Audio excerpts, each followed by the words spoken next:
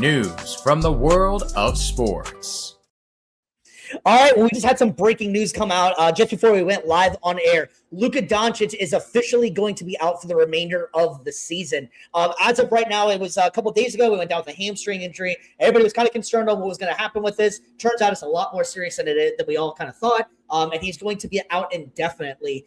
They do not have a timetable set for it yet. Tim, man, this was huge for the Lakers, huge for Luka. What's your thoughts on this one?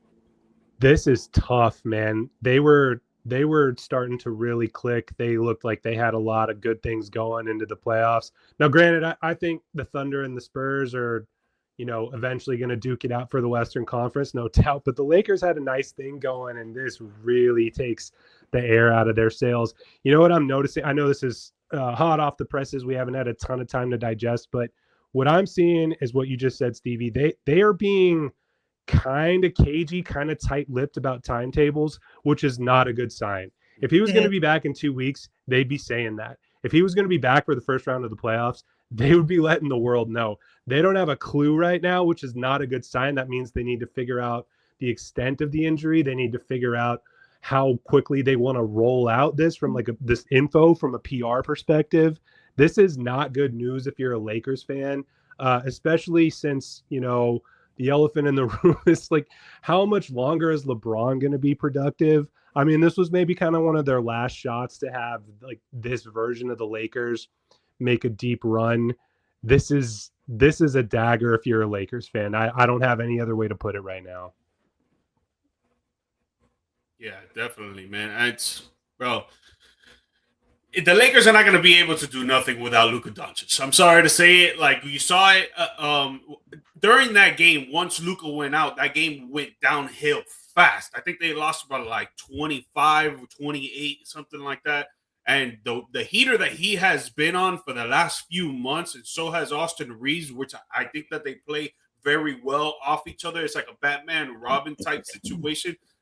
He went crazy, I think, for a month and a half for a stretch of games of 8 to 9, where he almost scored 40 in all of those games, but he scored more than 28 points in most of those games. He had 2 triple doubles. Most of them were double doubles. He was going crazy. Obviously, on the defensive side, he's always been a liability, which is why LeBron has taken that step back on that role of, I'm going to hustle more. I'm going to get more rebounds. I'm going to play better defense. I'm going to distribute the ball more and more so I could be the third person on this team that gets the ball while Reeves and Luka, they do their own thing. I'm 41 years old, man. You know what? I'm going to take a back seat, and it is what it is. I'm going to ride this train to the wheels fall off. But now the wheels are falling off.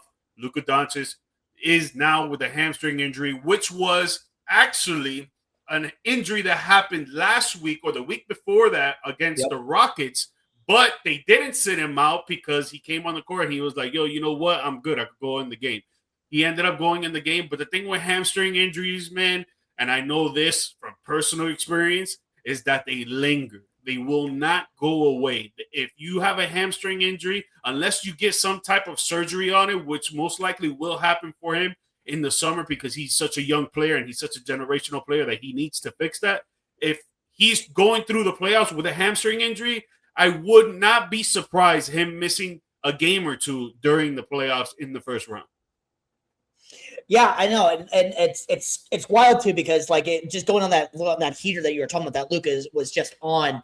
I make no quarrels about him. I'm a Mavs fan, so losing him was a big thing. But this has kind of always been the Luka story, though, too. If you think about it, really, is that he gets to this point, goes on heaters, goes great, goes nasty, and then somehow, some way ends up getting hurt, kind of thing. I mean, if you remember, that's kind of how Jalen Brunson became Jalen Brunson. Was in that playoff series. Jalen Brunson had to take over, and that's whenever everybody was like, "Oh, Jalen Brunson's the real deal."